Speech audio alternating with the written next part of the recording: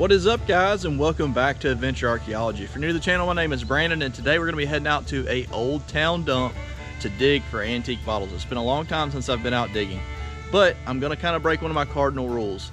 I don't like digging by myself because it can be dangerous and there are collapses, so I don't recommend doing this. But all of our creeks are currently flooded and rivers because of all the rain that we had, so if I'm going to find something good, this is going to be my best chance.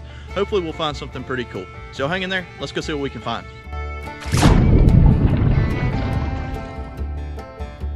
Alright guys, as we make our way out to this dump, as you can see, it's pretty overgrown. It's early in the morning. That's because it's super hot. If I don't get out early, I will get ate by mosquitoes alive. They're just terrible this time of year. Hopefully we won't see any snakes today. We'll stay clear of them. This particular dump was used from around, I'd say, 1908 up until the 1950s. So there's several layers of good old stuff. But as we go along now, I wanted to ask y'all a question. What is the oldest bottle that you've ever found?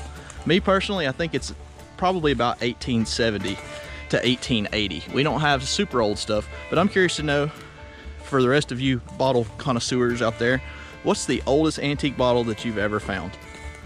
Without any further ado, let's go ahead and jump in a hole and see if we can find something cool though. All right, so I've got one showing right here, and it is a slick. And it's a screw top, so that might be 30s, which I'm a little high right there. And I've got over here a jar showing. It's gonna be a slick food jar, slick med, some kind of milk glass material, which they're not very collectible. Let's see, that looks like that's another food jar or container. It's going to be slick as well. So what I'm going to do is I'm going to dig out right here just a little bit, and we're going to start going sideways. That's where I'll start finding some good stuff. So I'll get back to you in just a minute.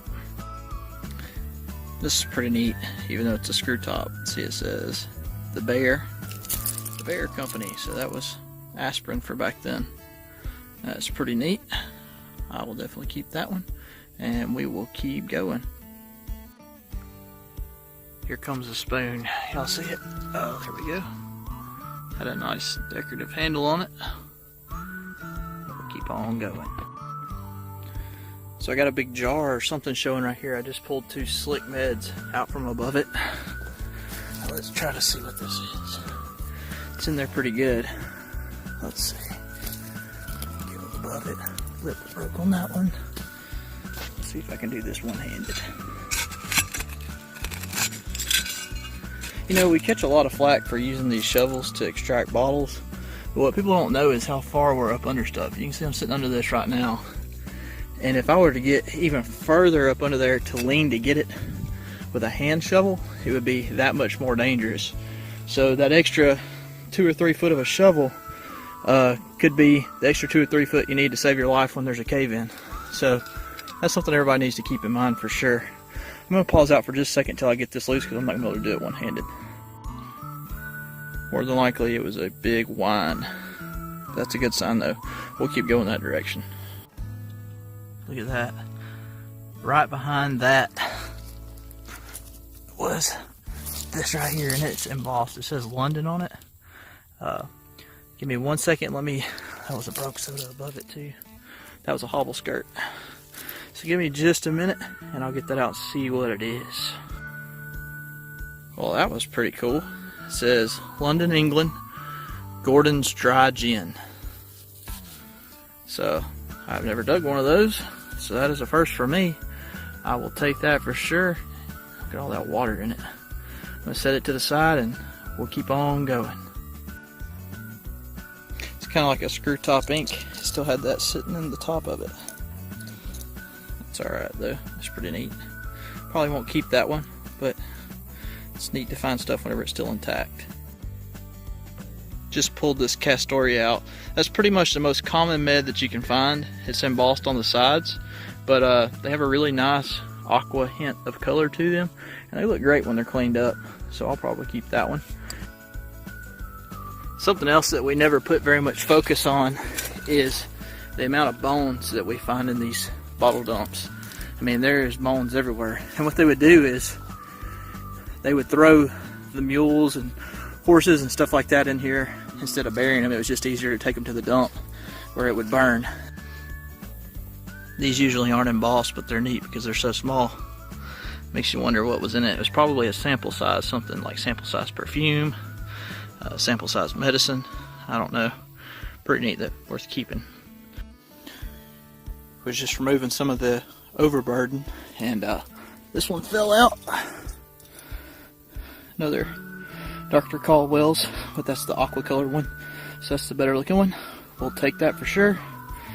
Nice and embossed heavily. Look at this. It's not rare, but it's nice. Pond's extract, nice strap sided. Got beautiful color to it. We'll take that for sure. And we've got, looks like an amber sticking out. I'm gonna guess that that's gonna be a Hickson Capudine. Nope, I was wrong. It is a slick. Still got nice color to it. So I can see his neck sticking out right there. And I did. Little indentions right there. I'm not sure what that would have been. Got a screw top though. And there's another one of those right behind that one. And that's the funny part. Sometimes you'll find 3 or 4 right in a row that are the exact same thing, where somebody must have liked them, and whenever they dumped the garbage wagon, they had it all piled together. So, set that over here with our stack. And I'll have to take my time right here because there's been some decent stuff coming out. That looks like that might be some kind of jar. Probably be some good stuff behind this little bank right here. And I was right to the right. Nice big brown med. You can see the remnants of the paper label right there. So it's going to be unembossed, and it is full of water. Set that one to the side. I think I saw a neck right here. Where did I see that at? Maybe not. Okay. Alright, let's see what else we can find. We dig thousands and thousands of these. I don't know how many I've thrown out of a hole. I've never took the time to show y'all it, but I will. It says it's French's, who is French's mustard. And we dig tons and tons and tons of them. Not really worth anything. Some people like them for decoration, but we normally just throw them to the side. So that's exactly what I'm going to do with this one. I don't have enough to carry out here by myself as it is. So I've got something interesting sticking out right here. It might be a citrate of magnesia. It's in there pretty good. Let's see if I can do this one-handed. It's not something rare, I'd be putting the camera down, I can tell you all that much. Let's see if that was enough to get it loose. Feels like it's a big ketchup. I thought that it might have been something else.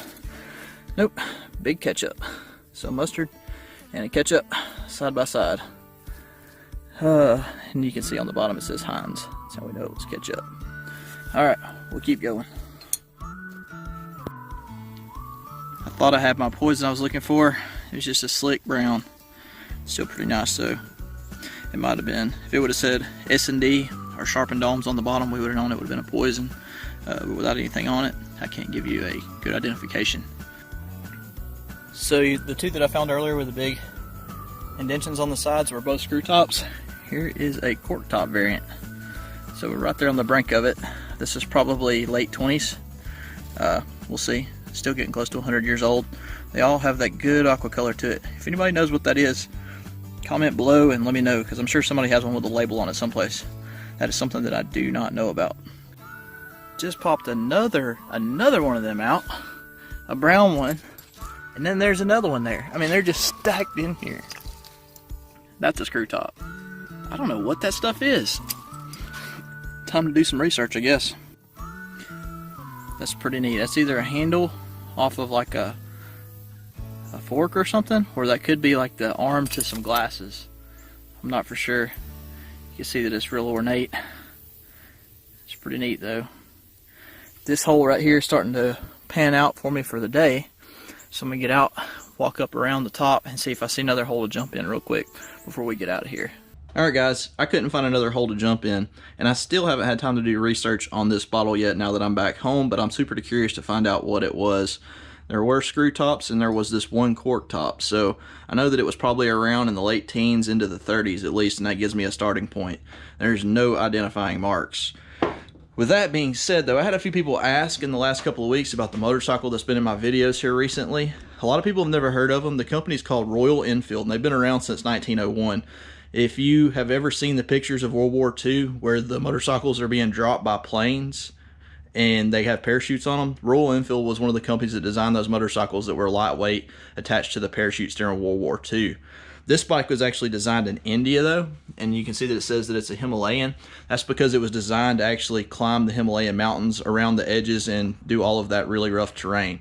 So this is considered an adventure bike. It's made to go on and off-road, which is why it's perfect for what I do. I can scoot in between towns pretty fast and jump off the road where I need to and get back and forth. Also, the rear rack is real handy. I just slap my crate on and off for whenever I'm going to carry stuff, and it is very functional for my needs. It's overall a very reliable bike. It doesn't have a ton of power, but I don't need a ton of power for what I'm doing. It's also at a really good price point, so I can't really go wrong there. With that being said though, I'm hoping next week that we're going to be in the creek, and I hope that y'all hang in there for that, because next week I'm really hopeful. We've had a ton of rain that I'm going to find something pretty cool if we didn't get beat out to the creek by somebody else. So we'll catch you guys in that video.